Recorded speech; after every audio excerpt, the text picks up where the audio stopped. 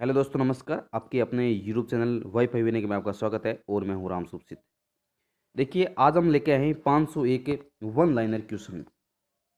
उसमें इतिहास, राजनीति विज्ञान, राजस्थान से संबंधित कुछ प्रश्न होंगे। कुल प्रश्न 501 होंगे वन लाइनर। अभी जो रीट की तैयारी कर रहे हैं उनके लिए ये महत्वपूर्ण साबित होगा। तो हम धीरे धीरे टुकड़ों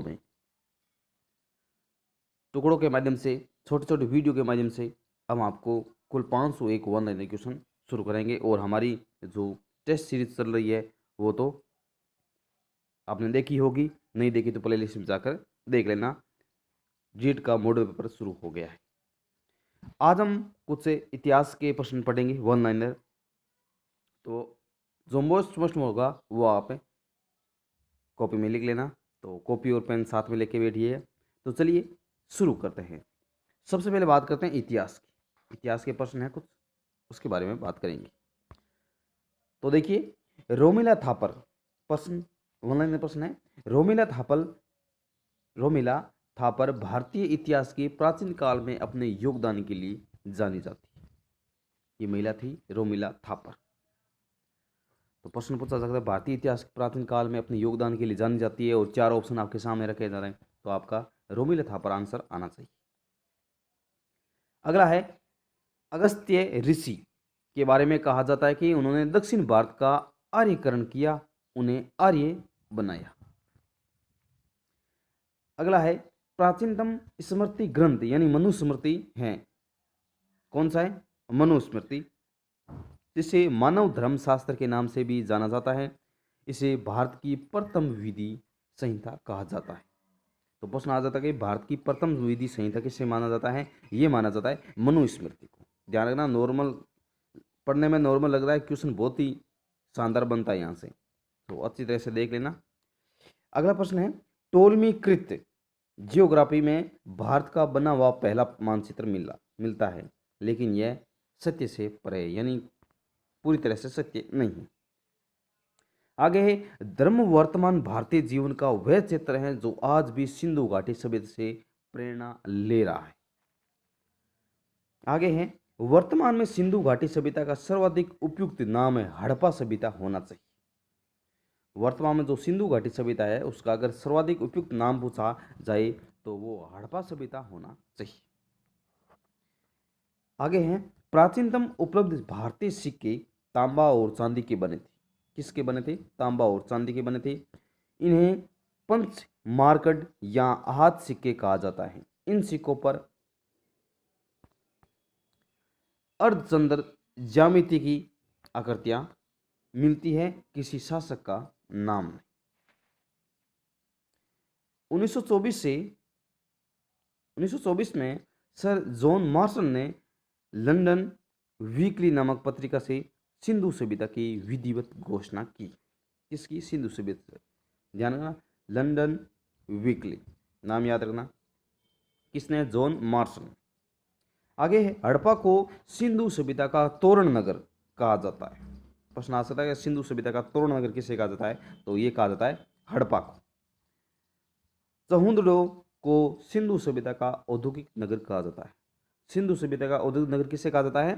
चंदोड़ो, चहुंदड़ो स्थान है ये। आगे बात करते हैं, लोथल सिंधु सभ्यता के व्यापारिक केंद्र के रूप में ज्ञात है। यहां पर व्यापार होता है। धोलावीरा स्थापत्य की दृष्टि से सिंधु सभ्यता का सबसे सुंदर नगर माना गया है। कौन सा? धोलावीरा, जो कि उड़ीसा में है। लेकिन गुजरात में आए भूकंप के कारण इसके अवशेष काफी नष्ट हो गए हैं। सिंधु लिपि को पढ़ने का प्रथम प्रयास 1925 में वेंडेल द्वारा किया गया। किसके द्वारा? वेंडेल द्वारा। अब देखिए, प्रश्न बहुत शानदार बनता है, यहां से लिख लेना आप कि सिंधु लिपि को पढ़ने का प्रथम प्रयास किसके द्वारा किया गया और कब किया गया? तो ध्यान रखना, वेंडेल द्वारा किया गया 1925 में। बाद में क्रमशः Langdon, Gates Father Heras, T Ravichandran, Fateh Singh, Prannath, Rangarajan BN Verma आदि ने किया। नवीनतम प्रयास नटवर खां, राजाराम आदि ने किया। इनका विचार है कि सिंधु लिपि शैली है। सिंधु लिपि दाएं से बाएं, बाएं से दाएं दोनों ओर लिखी जाती है। देखिए, एक होती है ब्रह्म लिपि, एक होती है ख्रष्ट लिपि। ध्यान देना इस बात को। ब्रह्म लिपि होती है वो हम सीधे हाथ से लिखते हैं, जो हम लिखते हैं वो होती है ब्रह्म लिपि। जैसे बाएं से दाएं। और एक होती है ख्रष्ट लिपि, वो उसकी उल्टी होती है। जैसे मान लो उर्दू लिखने वाले आते हैं, वो ख्रष्ट लिपि में लिखे जाते हैं। लेकिन जो सिंधु लिपि थी, ये बाएं से दाएं, दाएं से बाएं दोनों तरफ से लिखी जाती है। इसलिए इसे बोस्ट्रोफेदन यानी सर्पाकार गोमूत्राकार नाम दिया गया। सिंधु घाटी सभ्यता व्यापार प्रधान सभ्यता के रूप में ज्ञात है। व्यापार प्रधान, यहां से व्यापार किया जाता था। जूनीकरण से सिंधु के मध्य नगर के अवशेष प्राप्त हुए। पक्की ईंटों का प्रयोग व जल निकाय प्रणाली एक दूसरे का समकोण पर काटती सड़कों से आवृत हैं, जिसके कारण यह क्षेत्र आयताकार व वर्गाकार खंडों में विभक्त हो गया। इसे जाल पद्धति, ऑक्सफोर्ड व चेस बोर्ड पैटर्न इसे नाम दिए गए। क्षेत्रज नियोग से उत्पन्न संतान को कहते हैं। व्रातेस्तोम पंचविश ब्राह्मण में उल्लिखित वह संस्कार है जिसके द्वारा अर्नाइट जाति के लोगों को आर्यों में सम्मिलित किया जाता था। अगला है, ऋग्वेद में सबसे अधिक उल्लेखित सरस्वती नदी का हुआ है, जहां इसे नदी तमे, अमितमे, देवीतमे कहा गया है। ऋग्वेद में सबसे अधिक उल्लेख किसका हुआ है?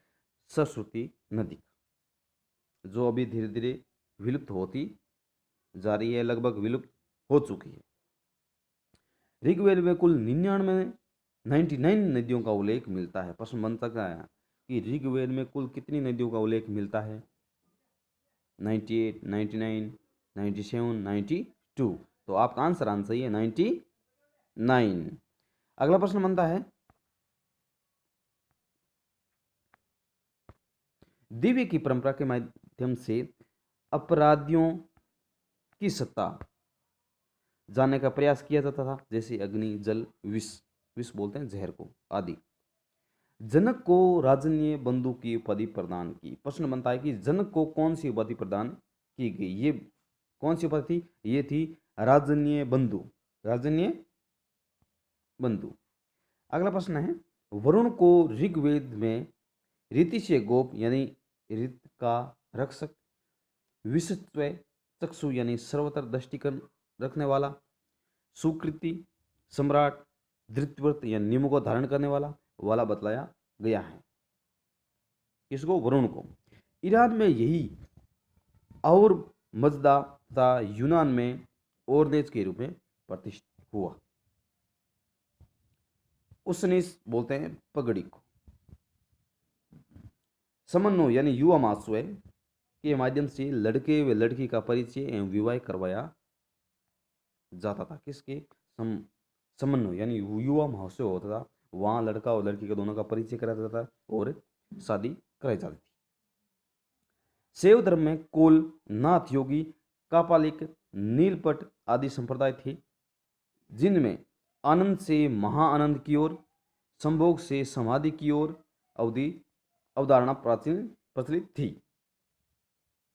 भारत में श्रवण सिक्कों की सुनियोजित श्रृंखला के प्रारंभ का श्रेय कुषाण शासक विम कडफिशियस को है। वापस पढ़ना इसको। भारत में श्रवण सिक्कों यानी जो सोने के सिक्के सुनियोजित श्रृंखला से प्रारंभ हुए थे, सोने के सिक्के, तो उनका श्रेय कुषाण शासक, कुषाण का शासक था, कौन था? वो था विम कडफिशियस को है। देखिए, ये काफी पुस्तकों में नहीं दे रखा है, तो आप इन वैधानिक क्वेश्चन को अच्छी तरह से देख लेना। नॉर्मल मत समझ गया, क्वेश्चन बहुत अच्छे बनेंगे यहाँ से। भारत में जो श्रवण सिक्के थे, उनकी जो श्रृंखला प्रारंभ हुई किसके द्वारा?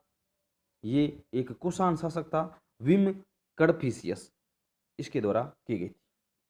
अगला है, कनिष्क भारतीय इतिहास का एकमात्र शासक हुआ है जिसके सिक्कों पर बुद्ध का नाम व चित्र मिलता है। बहुत शानदार प्रश्न बनता है कि भारत इतिहास का एकमात्र शासक जिसके सिक्कों पर बुद्ध का नाम या चित्र मिलता है, तो ये किसका है? ये है कनिष्क का। किसका है? कनिष्क का।